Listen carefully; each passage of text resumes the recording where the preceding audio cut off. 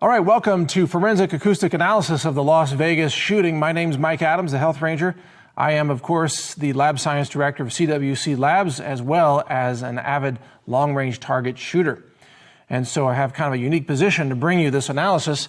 Now, for those of you who are watching from law enforcement or the FBI, I'm going to give you the location of the second shooter. And if you're like, whoa, what second shooter? Just hold on. I'll walk you through it, okay? It's very simple. So this is forensic acoustic analysis. This is all based on downloaded video files from YouTube, extracting acoustic information and then analyzing that to pull out signal from the noise. And this is what I do in my laboratory, CWC Labs, all the time. We use mass spec instrumentation. We're doing, isotopic spread ratio analysis. We're doing organic chemistry. We're doing ICP-MS. All kinds of analysis to pull signals out of noise. So this is the kind of thing I do every day. It just so happens now, it's a shooting situation. Maybe I can help out law enforcement here. I've been critical of the FBI and their lack of transparency about their investigation, but when they said they wanted help from the public, I decided to go ahead and shoot this video to, help them out. Maybe they haven't done this analysis yet. So here we go. Let's jump right into it. First of all, let's cover some basic math here. The speed of sound at 20% humidity in Las Vegas temperatures is about 345 meters per second. I'm going to use the metric system here for a lot of this for all the obvious reasons. The speed of a 55 grain 223 Remington round leaving the barrel rifle is approximately 975 meters per second initial velocity. Now, of course, those of us who are long-range shooters, we know that velocity drops off very, very quickly, according to a chart kind of like this. Velocity versus distance. So the farther the bullet flies, it loses velocity according to its ballistics coefficient, or BC, values. Now, this is important to note. This is going to make a lot of sense. Just hang in there. Bullets arrive first on the scene. If you're standing at ground zero, the bullets arrive and hit the ground before the sound arrives of the bullets being fired from the rifles. Why is that important to understand? Because in our analysis of the audio files, and this is like an audio waveform right here, in our analysis we have to understand that the bullets are hitting first and then the rifle report is happening after that. This is crucial to understand. The bullets, remember, traveling at 975 meters per second. The speed of sound is only 345 meters per second. So the bullets are traveling about 3 times the speed of sound when they leave the rifle barrel. And at these distances that we're talking about, which is typically less than 600 yards, I'll use a non-metric unit for that, the bullets remain supersonic. So they don't pass the transonic barrier and become subsonic velocity. So they never get slower than the speed of sound. Now, flight time is very, very important to understand here. Bullet flight time is how long the bullet takes to arrive at a certain distance. Now, because of the velocity of the bullet is dropping, according to a quadratic equation, the flight time is not a linear function, so you have to have a ballistics chart. I got mine from gundata.org. So the flight time to 400 yards, or roughly 366 meters, is 0.528 seconds for a 223 55 grain round fired from a 16.5-inch barrel. Now, that's about half a second, right? 0.528 seconds. We can agree that's about half a second. Now, let me ask you this question. A little homework for you. How long does it take the sound of the rifle shooting to travel that same distance, 366 meters? How long does that take? Well, you know here that the speed of sound is 345 meters per second. So you can instantly tell it's going to take more than 1 second for the sound of the rifle to arrive at the scene where the bullet actually struck the ground. In other words, the bullet strikes in half a second, but the sound arrives another half second later or thereabouts. So there's a gap. There's a difference between the time that the bullet strikes the ground versus the time that the report sound from the rifle reaches that same location. Again, see in blue here, bullets arrive first. This is crucial to our investigation. This is the forensic acoustic analysis that will give us the range of the shooter, as I'll explain. So keep following along here, please. Now, I want you to notice these peaks here. See these 5 peaks? These are the sound waveforms that represent the sounds of bullets striking the pavement. And these are high-frequency sounds. If you listen to all the audio recordings, you'll see that these sound high frequency. They have a lot of high-frequency sound waves in them. These, on the other hand, these are the sound waves of the reports from the rifle in the distance arriving after the bullets have arrived. These reports have a lower frequency sound. That's what these notes are about. High frequency sound spectra associated with the pavement hits, low frequency sound spectra associated with the rifle reports from the distance. In other words, the gunshot sounds from the distance. Now, why is there a difference in the frequency of the sound spectra between these two types of sounds? The answer has to do with the transmission of sound frequencies through the medium of air. And as this chart shows, frequency versus sound transmission is an inverse relationship. So the lower your frequency, in other words, low, dull sounds, have very high transmission over long distances because obviously they involve longer wavelengths. On the other hand, high frequency sounds, such as high-pitched sounds or multiple harmonics of sounds, have very low transmission through air. Why is that? Because they involve very small wavelengths. Small wavelengths suffer what's called attenuation during transmission, which means they get silenced or, sort of muzzled or buffered or killed off or whatever you want to say. They get reduced as it travels through the air. And this is why if you hear gunshots in the distance, they are always low thumping sounds. They're not high frequency sounds.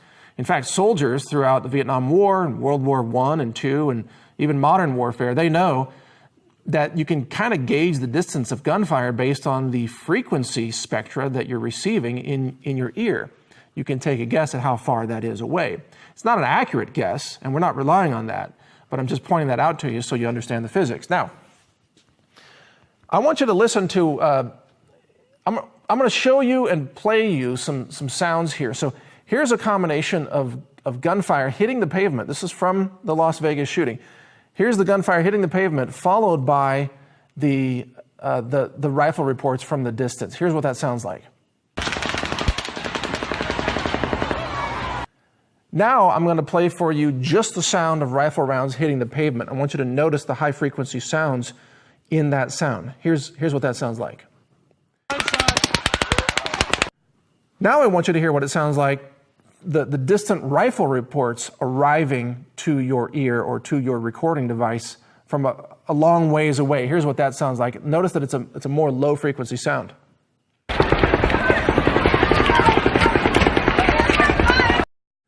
Now I'm going to play for you a sequence that is indicated by this, where you have a rifle round striking the pavement followed by the low frequency sound effects afterwards.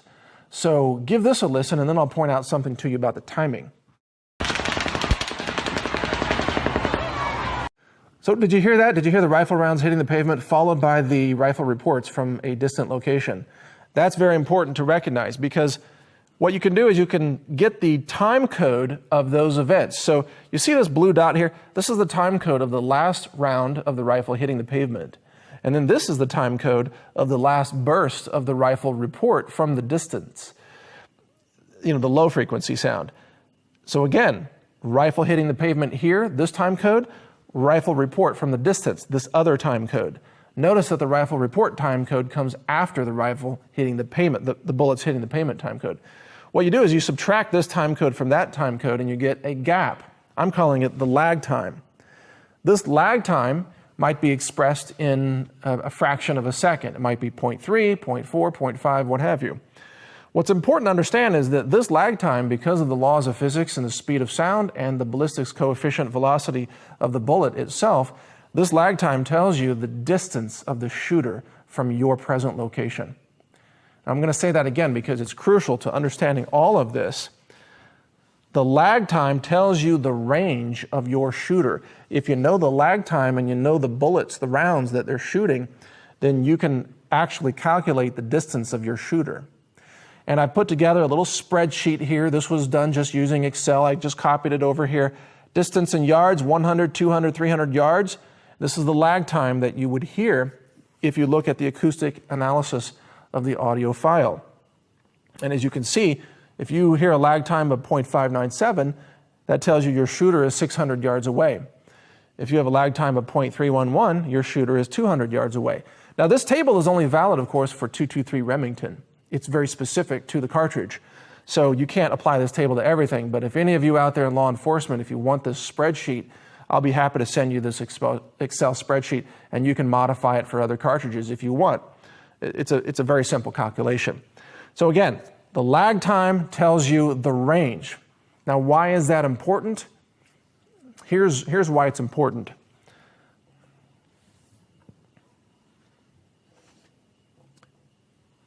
Because the forensic acoustic analysis of the audio files shows that there are two shooters, not just one. Two shooters.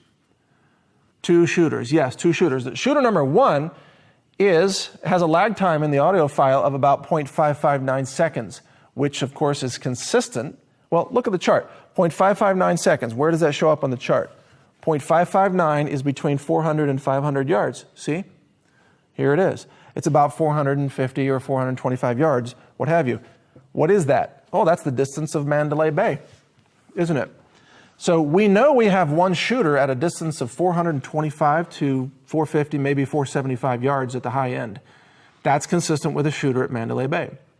Now, of course, we can't tell the height, what floor they're on from the acoustic analysis, but we can tell the range because of what I just showed you on the other side of this board. So we know, we have confirmation through this acoustic forensic analysis method that there is a shooter at 425 to 450 yards.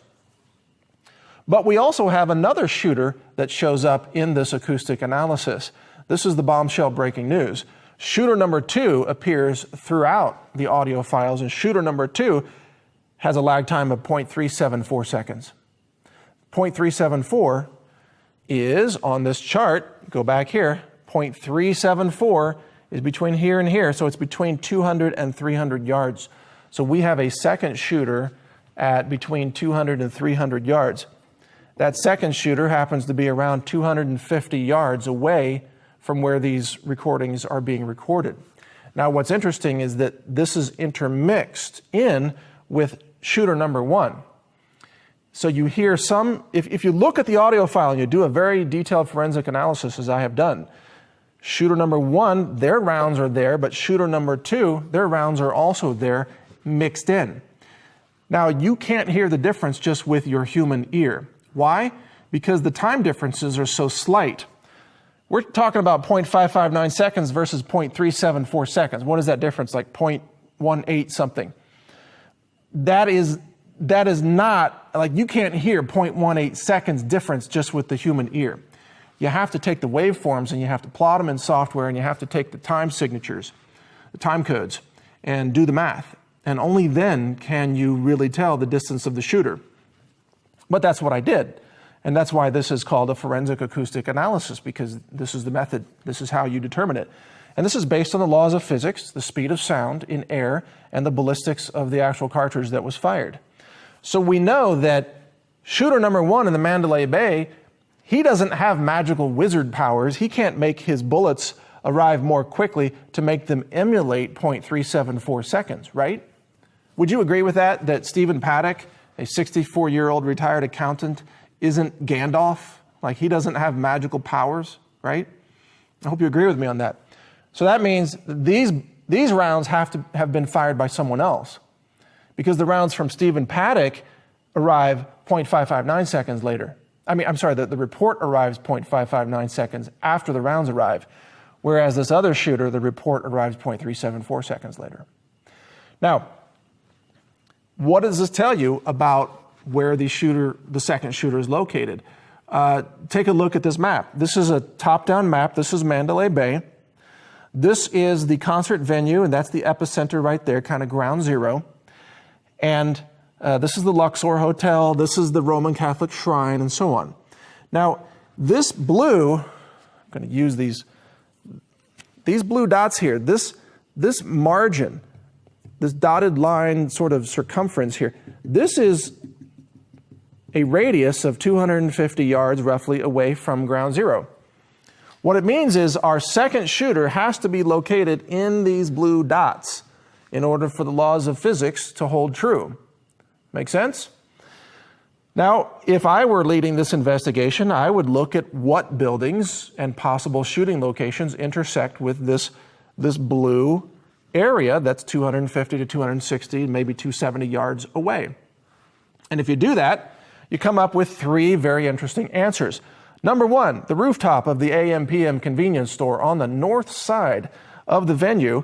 A shooter could be on that rooftop and could fire due south into the crowd from an elevated position. That's what this screenshot shows you from Google Maps. Second location, Oasis Apartments, the northwest corner building of Oasis Apartments, located on the southeast side of the venue. Could fire to the northwest, also from an elevated position, and hit the crowd. And that's what this 3D view screenshot shows you.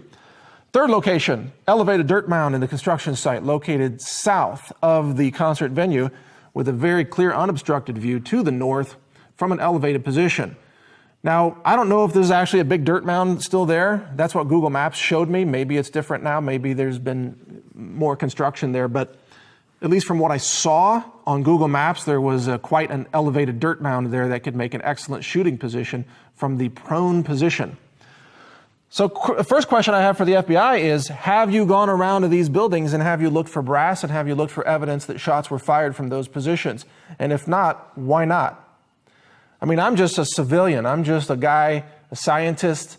I put this together in about 3 hours using no taxpayer money on a Sunday afternoon just because I found it an intriguing little problem to solve. Why isn't the FBI using this to go look for the second shooter? Now, even better, the FBI can actually pinpoint the location of the second shooter using the following method. FBI can triangulate, and here's how they can do that. All they got to do, I'll use these, all they got to do is go out and find the location of every video that was shot, that was recorded, find those locations, map them on here, and then use the acoustic analysis, get the lag times, compare that to this chart to get the distances of the shooter, draw circles at that radius. On the map here, you draw multiple circles around each video that was taken, and then where those circles intersect, wherever they intersect like this, that's where your shooter is. And there will be multiple intersections, but you can investigate those, or you might get patterns of overlaid intersections if you map 10 videos or 10 recordings. So the FBI can use this method and this chart to identify almost exactly the location of the second shooter. And I've just basically spelled it out. This is how you do it. This is forensic acoustic analysis.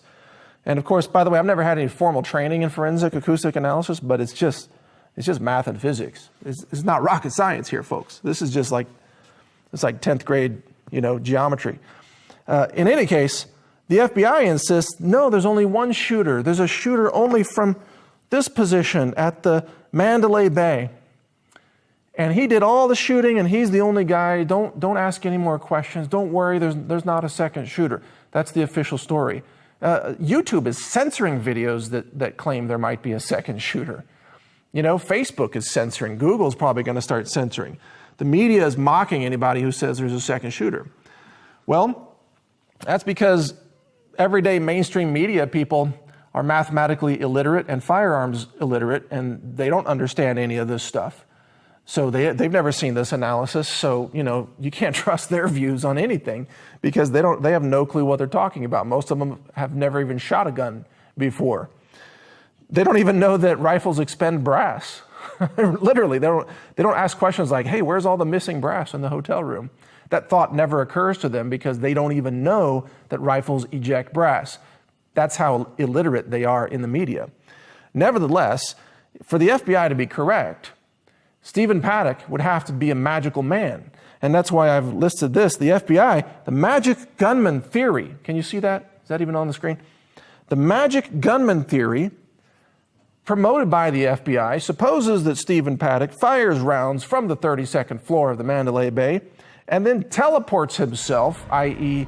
he's a mutant in the X-Men, to another location 250 yards away, fires rifle rounds from that location, and then he teleports back to the 32nd floor of the Mandalay Bay Hotel, shoots himself in the head to be discovered by police. This is the FBI's theory. You would talk about a lunatic conspiracy theory. That's the FBI's official story. It's nonsense, of course.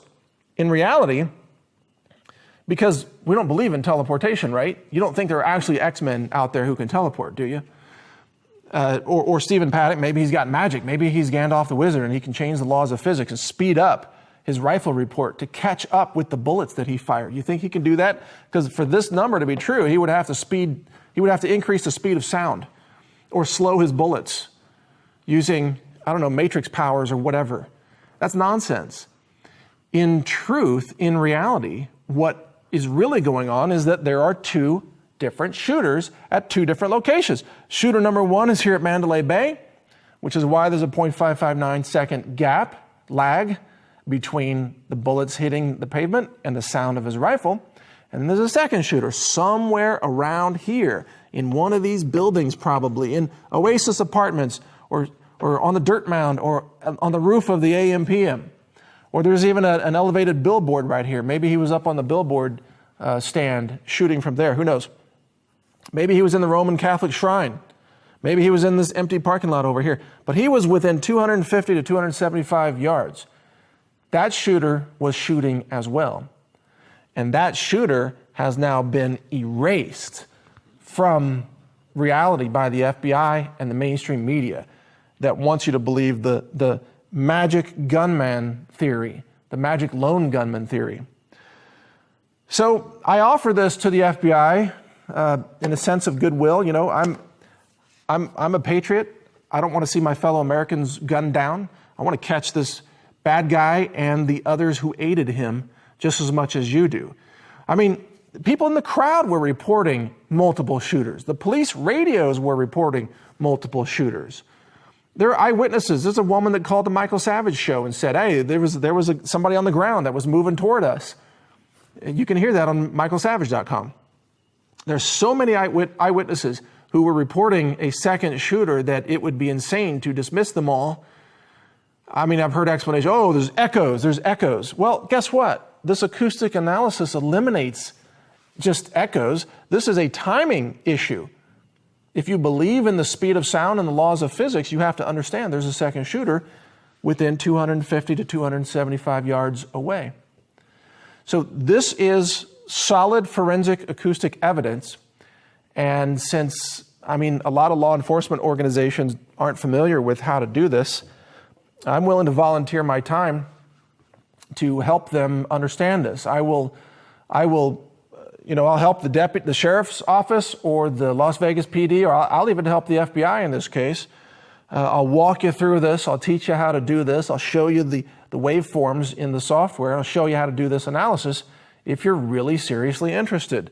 But, don't waste my time. If you're sitting there talking about, oh, there's just one lone gunman and he's a teleporter who can violate the laws of physics, then, I'm not going to waste my time and walk you through this because you're not going to take it seriously. If you really want to catch the shooters, the multiple shooters, and get to the bottom of this, you got to first honor the laws of physics. You got to understand the math. You got to understand ballistics. You got to understand speed of sound.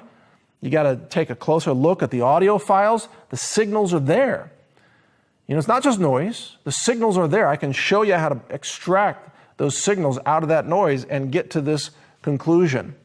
So that's my goal. That's my aim. I want to catch this bad guy and those who are helping him as much as you do. I want to catch this second shooter. This guy's dead. What about shooter two? And was there a third shooter or a fourth shooter? We don't know. But I know for sure there is at least a second shooter. We need to find out who that is, right? It's the only way to honor those who were killed here, all the innocent people killed here. You're going to dishonor them and eliminate any possibility of a second shooter because of a political narrative being pushed by the FBI? That dishonors all the wounded and all the dead. We need to get to the bottom of this, and we need to use good science to do this. And speaking of science, by the way, I put this whole thing together in about, I think, 3 hours. This is not that difficult to put together. If I had the resources of an FBI investigations team, I could pinpoint where that shooter is coming from. The FBI has the resources to do this. I'm just one guy. I got this far by myself on a Sunday afternoon. The FBI could take this the rest of the way, and they could nail the actual location of the second shooter if they had the political willingness to do that. So that's my analysis. I offer this in the interest of helping to catch the actual perpetrators of this heinous crime. We want to get to the bottom of this. We want America to be safe again. We want to be able to attend concerts without being shot at. And so we need to look at all the data, as I have done here, and not just dismiss whatever you don't like because you're the FBI and you have a political narrative to pursue. That doesn't fly in America anymore. Sorry, folks, doesn't fly. You know, we citizens, the independent scientists, independent media publishers, firearms enthusiasts on our own, we're not stupid people. We can figure this stuff out. We understand ballistics. We understand math. We can do acoustic analysis. We can look at maps. We can pull all this together. We can do the work of like an entire investigations team in Washington, which is usually highly inefficient, wastes a lot of time and money. But we can do this very quickly because, we're citizens who really are compassionate about this. And we want to use our knowledge and our good science to get to the bottom of this. So that's what this is all about. You can help me in this. Share this video, get it out to as many people as possible. Analyze this. Are there other shooting positions that I missed here? There might be. What else is 250 to 275 yards away from ground zero? You tell me. You might find something that I missed. Is there any evidence of bullets going in a different direction? If he was shooting from the Oasis Apartments, bullets would have been shooting to the northwest. That would have lodged certain bullets in property on the northeast corner of the Luxor. So you would want to look there and see if you could find bullets. Bullets, not brass, but bullets, expended bullets stuck in things on that corner. That would tell you that a shooter was here at the Oasis Apartments, wouldn't it? So you just got to follow the laws of physics. Or what about, are there bullets found on this construction site here or some of the buildings at this location? Because that would tell you that the shooter might have been shooting from the roof of the AM/PM convenience store, right? So just follow this. Do the math, use logic, use physics. We can get to the bottom of this if we work together. We, the independent media, are the only ones asking real questions about this at this point. The mainstream media, not only are they illiterate when it comes to math and physics and firearms, they're ordered what to say every day. They don't do any actual journalism anymore. They're not investigative journalists. They're puppets and prostitutes for the official narrative. And that official narrative is an absolute lie. So help us conduct this investigation, and check out naturalnews.com and check out shootings.news. Some of the other great websites out there covering this are Gateway Pundit, SGT Report, the Daily Sheeple, and others. A lot of people covering this. So support the independent media, support our analysis, share this video everywhere, and add to it. Let's see what we can find out. Let's see if we can bust apart the fake narrative of the FBI, or maybe help law enforcement find more evidence that they can follow up as leads and get to the actual shooting team that was responsible for this heinous crime. That's all I ask. That's all I want, is to get to the bottom of this. But thank you for watching. Mike Adams here, the Health Ranger, editor of naturalnews.com, as well as publisher of shootings.news. I thank you for your attention. Hope this all makes sense. Take care.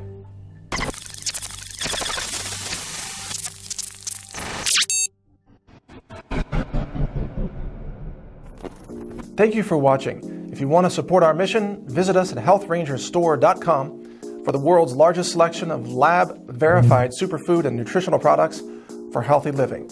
It's at healthrangerstore.com.